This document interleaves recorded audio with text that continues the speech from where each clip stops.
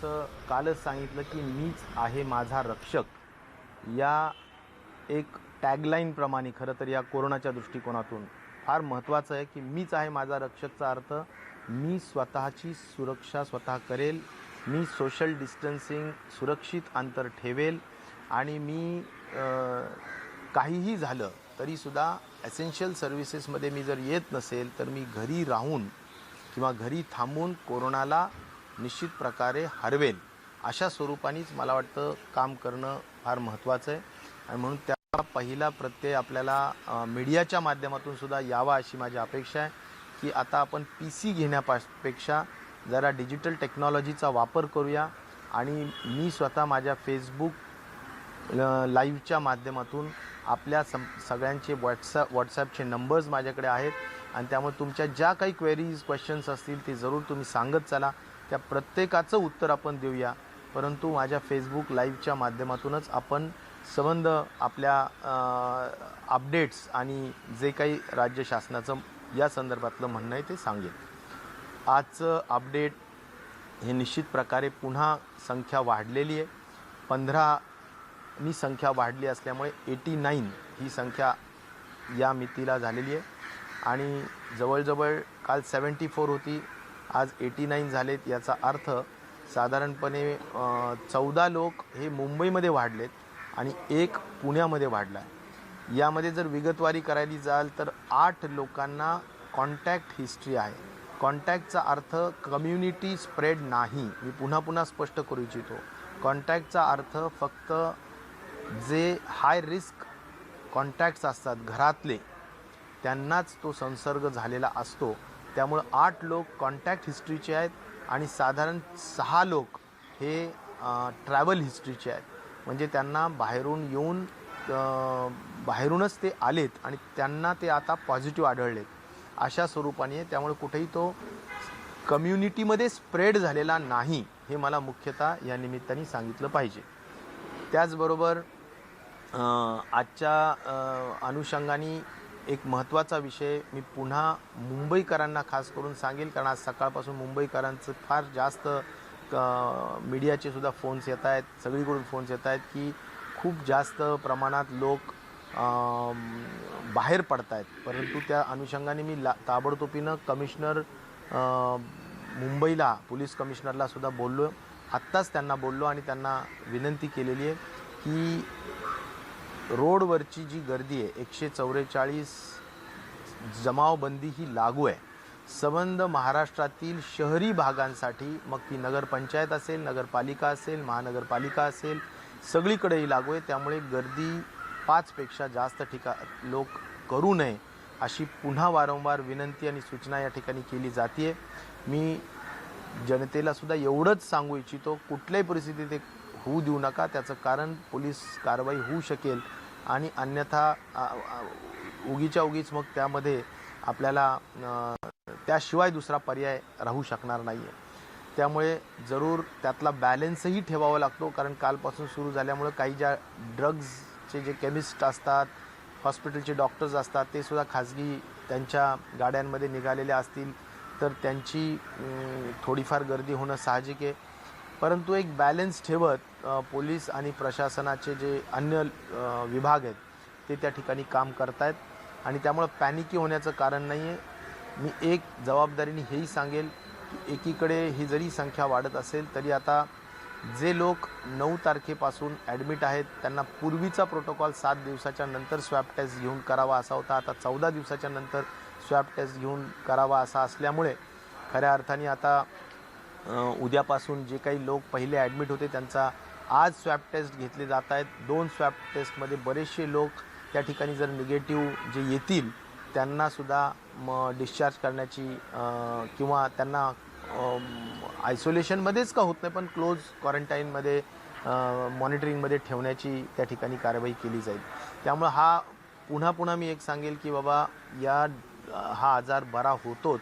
आजही जे 89 पेशंट्स आहेत त्या 89 पेशंट्सपैकी 1 जण पुण्याचा आणि 1 जण मुंबईचा, हे 2च ICUमध्ये आहेत. बाकी सर्वजण अत्यंत नॉर्मल आहेत. बऱ्याचशा लोकांना तर अजिबात सिम्पटम्स नाही आहेत, त्यांना कुठलंही लक्षणं नाही आहेत. तर या सगळ्या गोष्टी मला वाटतं की इन जनरल माहिती लोकांना व्हावी यासाठी मी मुद्दाम सांगितलेली आहे. मी पुन्हा एकच सांगेल की घरी राहून आपण सुरक्षित अंतर ठेवणे, सोशल डिस्टन्सिंग मेंटेन करणे आणि संपूर्ण सरकारच्या ज्या काही सूचना आहेत त्याची अंमल करणे, सहकार्य करणे हीच आजची महत्त्वाची गरज मला वाटते. वडीलधारी मंडळी, लहान मुलं यांची सुरक्षा ही प्रथम जबाबदारी आहे. जे आजारी आहेत, जे अधिक जास्त ज्यांना मेडिकल हिस्ट्री, ज्याला डायबिटीज, क्रॉनिक काय म्हणायचं त्या हायपरटेन्शन असेल किंवा हार्टच्या आणि अन्य काही बिमारी असतील की ज्याच्यामुळे इम्युनिटी कमी झालेली असेल, तर त्या लोकांनी अधिक जास्त त्यांची काळजी घेण्याची गरज निश्चित प्रकारे असते.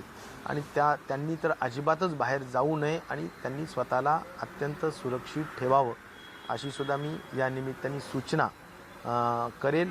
घाबरून जाण्याची परिस्थिती नक्कीच नाही आहे, परंतु आपल्याला काळजी मात्र पूर्ण घ्यायची आहे. आणि ज्या सूचना वर्ल्ड हेल्थ ऑर्गनायझेशनच्या, केंद्र शासनाच्या वेगवेगळ्या ज्या ॲडवायझरीज आहेत त्याच्या आणि राज्य शासनाच्या ज्या आपण कळवलेल्या आहेत त्या संदर्भात पालन करावं अशी विनंती आहे. मुंबईत एकाचा मृत्यू झालेला आहे, ते फिलिपिन्सचे नागरिक होते. त्यांचे रिपोर्ट्स पहिला निगेटिव्ह आले, मग नंतर त्यांना शिफ्ट केलं, पण नंतर परत पॉझिटिव्ह आले होते. काय सांगतो सर, नक्की हा मृत्यू कशामुळे म्हणायचा? करोनामुळे म्हणायचा की प्रीमॉर्बिड डिसीज आहे? या ठिकाणी मी एकच सांगेल की मी माझे प्रधान सचिव जे आहेत डिपार्टमेंटचे डॉक्टर व्यास, त्यांना मी फोनवर बोललो. त्यांचा मला SMS पण आला आहे.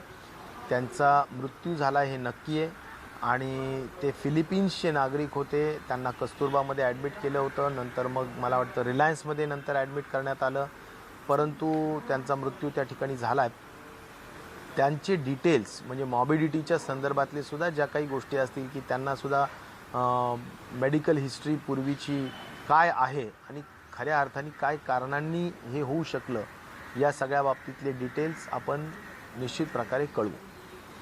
सर, आता तुम्ही लोकांना जसं आपण सांगत आहोत की बॉर्डर बंद करण्याचा निर्णय अखेरीस सरकारने घेतला आहे का 2, आणि जेव्हा तुम्ही सांगता की आपण फक्त जमावबंदी केली असूनही आज ट्रॅफिक झालं आहे, तर संचारबंदी सरकार करणार का, कठोर पावलं उचलणार?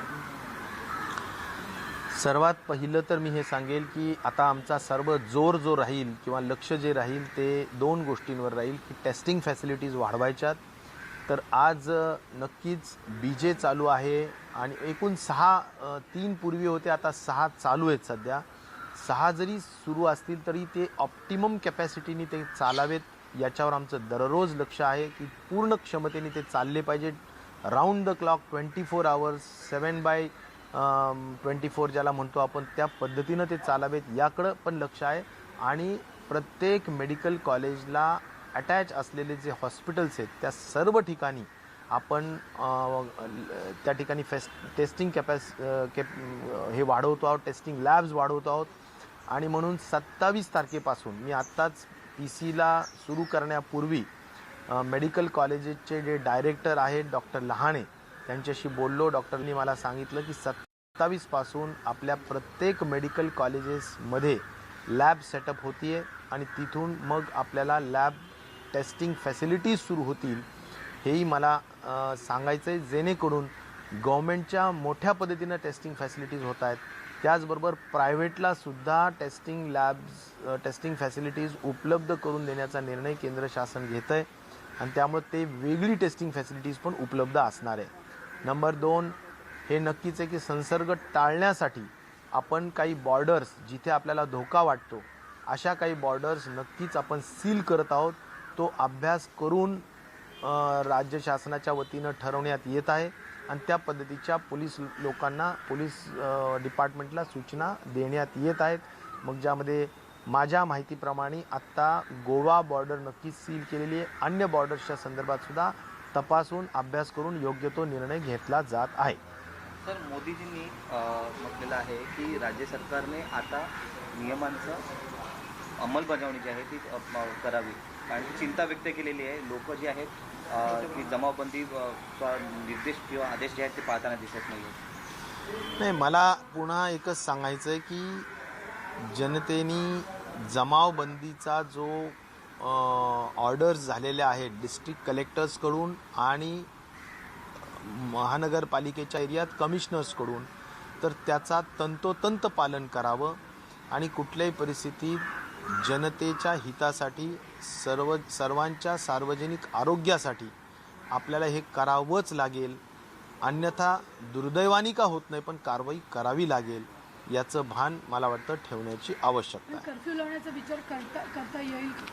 काल आपण जनता कर्फ्यू लावला होता आणि अशा परिस्थितीमध्ये देखील संध्याकाळी लोक बाहेर पडले होते. पोलिसांनी सर्व परिस्थिती नियंत्रणात आणली. पोलिसांना आपण काही विशेष अधिकार देणार आहोत का? मला वाटतं 144 खाली पोलिसांना अधिकार आहेत. जमावबंदीचं जे भंग करतील त्यांच्यावर कारवाई करण्याचा अधिकार निश्चित प्रकारे पोलिसांना आहेत आणि त्यामुळे मला वाटतं पोलीस डिपार्टमेंट त्या बाबतीत दक्ष आहे, ते काळजी घेतील. सर, एक प्रश्न असा आहे की जिथे सोशल डिस्टन्सिंग आपण म्हणतोय पण लोक सकाळी फळभाजी घ्यायला किंवा दूध घ्यायला येतात, हे जे कोणी वेंडर्स आहेत ते अगदी जवळजवळ बसतात. आता तर रस्ते मोकळे आहेत, तर काही सरकार असे नियम करणार आहे का की वेंडर्स जे आहेत किंवा भाजी फळ विक्रेते आहेत त्यांनी पण एक अंतर ठेवून बसलं पाहिजे? मला एवढं समजतं की फळ भाजीपालाच म्हणून नाही, जनरल सगळीकडं ट्रान्सपोर्ट म्हणजे आपण या ठिकाणावरून दुसऱ्या ठिकाणी जात असताना असो, गाडीत बसलेलं असो, कुठेही असो, काहीही असेल तरी आता सोशल डिस्टन्सिंग मेंटेन करणं ही एकदम महत्त्वाची बाब आहे. ती आपण पाळूया. मला पूर्ण विश्वास आहे की काही ह्या सायंटिफिक बाबी आहेत त्या जर पाळल्या तर तसा कुठलाही परिणाम होण्याचं काहीही कारण नाही. मुंबईचे एंट्री पॉईंट्स मुलुंड चेक नाका आणि दहिसर चेक नाका मोठ्या प्रमाणावर सकाळी मुंबईकरांची गर्दी या ठिकाणी येताना पाहायला मिळेल आणि टोल नाके देखील चालू होते, त्याच्यामुळे गर्दी फार मोठ्या प्रमाणात झाली होती. त्या संदर्भात काही निर्देश देणार आहात आपण? ताबडतोबीनं मुलुंड चेक नाका असतील किंवा अन्य जे काही मुंबईचे एंट्री पॉईंट्स आहेत तिथे गर्दी पाहायला मिळाली तेव्हा लगेचच आम्ही पोलीस कमिशनर्सला बोललेलो आहोत. पोलीस कमिशनर या सगळ्या बाबतीत नियंत्रण ठेवून आहेत आणि निश्चित प्रकारे यावर योग्य ते ताबडतोबीनं उपाय केले जातील. छोटे डिटेल्स आहेत तेवढं आज की अपडेटेड फिगर 89 है कुल मिला के और 15 की संख्या बड़ी है और इसमें जो मुझे बताया गया है कि approximately 14 are from Mumbai and 1 is from Pune. तो ये डिस्ट्रिक्ट की विगतवारी है और ख़ास तौर पर इसमें जो कॉन्टैक्ट से पॉजिटिव आए हुए पेशेंट्स हैं उनकी संख्या है 8 और 6 ऐसी संख्या है कि जिनको ट्रैवल हिस्ट्री है. मैं फिर एक बार ये कहना चाहता हूँ, कॉन्टैक्ट का मतलब है बहुत ही हाई रिस्क कॉन्टैक्ट जो फैमिली के मेंबर्स होते हैं, क्लोज मेंबर्स होते हैं, उनको उनके कॉन्टैक्ट्स के वजह से ये फैमिली में फैला हुआ नज़र आ रहा है. तो ख़ास तौर पर ये कोई कम्युनिटी स्प्रेड हुआ है और थर्ड फेज़ में हम गए हैं, ऐसा कभी किसी चैनल ने दिखाने के वजह नहीं है, क्योंकि वैसा कोई कम्युनिटी स्प्रेड ये हुआ नहीं है. ये भी मैं बहुत साफ तरीके से कहना चाहता हूँ. मैं फिर एक बार हमारे महाराष्ट्र के सभी भाइयों को, बहनों को इतना ही कहना चाहूँगा कि गवर्नमेंट के जो भी मेजर्स गवर्नमेंट ने जो लिए हैं, गवर्नमेंट की जो भी सूचना है उसका अमल करने का काम हम सभी लोगों ने एक आदर्श नागरिक के हैसियत से करना ज़रूरी है. सभी लोगों ने सेल्फ डिसिप्लिन मेंटेन करना ज़रूरी है. सेल्फ डिसिप्लिन किस कारण से करना है, तो हमारे को सेल्फ डिसिप्लिन सिर्फ सोशल डिस्टेंसिंग ये रखने के वजह से ही करना है. और इसलिए सोशल डिस्टेंसिंग ये हमारा मेन मोटो है, हमारा मेन ऑब्जेक्टिव है, हमारा मेन पर्पज़ है. और इसीलिए ये पर्पज़, ये ऑब्जेक्टिव को हासिल करने के लिए सेल्फ डिसिप्लिन रहना ज़रूरी है. इसीलिए हमने एक टैगलाइन किया है कि मीच आहे माझा रक्षक. या इस माध्यम से ही हमारे को काम करना है कि हम हमारे रक्षण खुद करेंगे और हम सेल्फ डिसिप्लिन रहेंगे. दो सवाल है. एक, जो सब्जी बेचते हैं या फल बेचते हैं वो बहुत नज़दीक बैठते हैं, तो उनके लिए क्या सरकार गाइडलाइन इशू करी? एक, और दूसरा, महाराष्ट्र सरकार ने कौन सी बॉर्डर्स जो है नेबरिंग स्टेट की वो अभी तक सील की है और कौन सी की जाएगी? आज के मेरा जो इन्फॉर्मेशन है कि जिस राज्य की से थोड़ा अधिक ज़्यादा संभावना हो सकती है फैलाव की, उन राज्यों की बॉर्डर्स सील करने का निर्णय लिया जा रहा है। जैसा कि गोवा के हद तक मुझे लगता है कि डिसीजन हुआ है, लेकिन अन्य राज्यों के बारे में भी पूरी छानबीन करके डिसीजन लिया जाता है। जो भी फल सब्जी बेचने वाले जो लोग होते हैं, उनके यहाँ पर भी भीड़ होती नज़र आ रही है। मैं इन जनरल इतना ही कहना चाहता हूँ कि भाई सभी लोगों ने सोशल डिस्टेंसिंग का मतलब है 1 मीटर का अंतर हर आदमी ने अपने अपने एक दूसरों से रखना ज़रूरी है। तो ये जो एजुकेशन है, ये एजुकेशन सबको देना ज़रूरी है और इसके तहत हमने हमारा वर्तन करना ज़रूरी है। और मुझे लगता है कि ये सोशल डिस्टेंसिंग के लिए कोई गाइडलाइन नई इशू करने की ज़रूरत नहीं है। ये सबको एजुकेट किया गया है आईएम के माध्यम से। जैसा हम कहेंगे कि इंफॉर्मेशन, एजुकेशन, कम्युनिकेशन के माध्यम से सभी लोगों को ये कहा गया है। तो इन जनरल सभी लोगों ने एजुकेट हो और सोशल डिस्टेंसिंग मेंटेन करो। Thank you.